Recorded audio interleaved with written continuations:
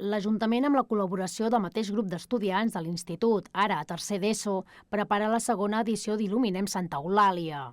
Es tracta del concurs solidari de decoració nadalenca de cases i balcons que va sorgir l'any passat per recaptar fons per a les persones afectades per la dana del País Valencià i que enguany ho farà per l'Hospital Sant Joan de Déu.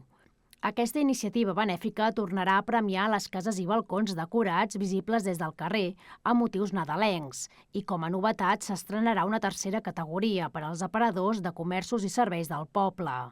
L'Il·luminem atorgarà 2 premis per categoria, un escollit per a un jurat i un altre per votació popular.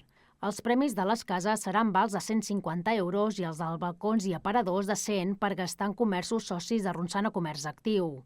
Les inscripcions per al concurs arrencaran dilluns vinent i acabaran el 19 de desembre i es faran de forma virtual a través de l'aplicació mòbil o el web de l'Ajuntament.